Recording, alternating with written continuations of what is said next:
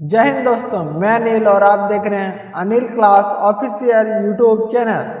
आज के इस वीडियो में हम जानेंगे मुद्रा क्या है और भारतीय मुद्रा के बारे में विस्तार से। चलिए वीडियो शुरू करते हैं। मुद्रा क्या है? धन के उस रूप को मुद्रा कहते हैं जिससे दैनिक जीवन में क्रय और विक्रय होती है। इसमें सिक्का और कागज के नोट सम्मिलित होते हैं।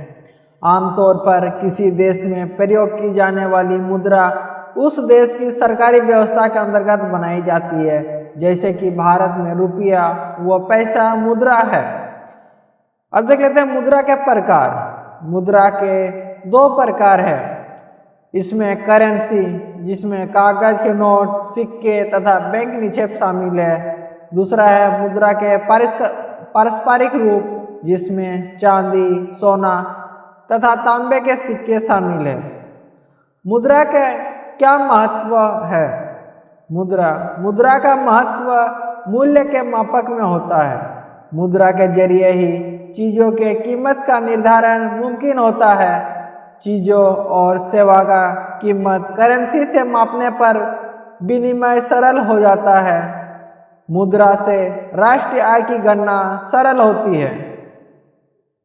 वह विधि उत्पादन तथा आय विधि के जरिए देश की राष्ट्रीय आय करेंसी के रूप में आसानी से की जा सकती है। अब देख लेते हैं भारत के नोटों का इतिहास। तो भारत में नोटों का इतिहास ब्रिटिश काल से आ रहा है।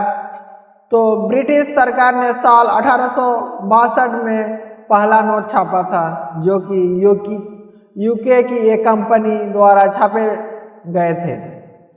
करीब 200 साल बाद 1920 में ब्रिटिश सरकार ने नोट को भारत में छापने का फैसला किया।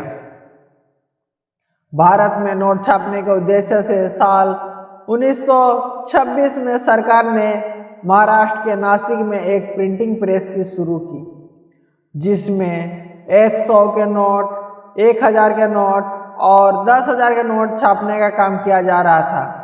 हालांकि उस समय भी कुछ नोट इंग्लैंड से मंगाए जा रहे थे।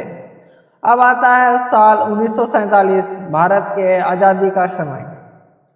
भारत के आज़ाद होने तक नोट छापने का जरिया नासिक प्रेस ही था। उसके बाद साल 1975 में भारत की दूसरी प्रेस मध्य प्रदेश के देवास में शुरू की गई। साल 1997 में भारत में बढ़ती जनसंख्या को देखते हुए सरकार ने अमेरिका, कनाडा और यूरोप की कंपनियों से नोट मंगवाने शुरू किए। उसके बाद 1999 में मैसूर, जो कि कर्नाटक में है, और 2000 में साल्बोनी, जो कि पश्चिम बंगाल में है, इन दो जगहों में प्रेस की शुरुआत की। अब भारत में 4 नोट छापने की प्रेस है। इसमें देवास के बैंक नोट प्रेस और नासिक की करेंसी नोट प्रेस वित्त मंत्रालय के अधीन काम करने वाली security printing and meeting corporation of India के नेतृत्व में काम करते हैं। वही मैसूर और साल्बोनी के प्रेस भारतीय रिजर्व बैंक की subsidiary company reserve bank note मुद्रण प्राइवेट लिमिटेड के अधीन कार्य करती है।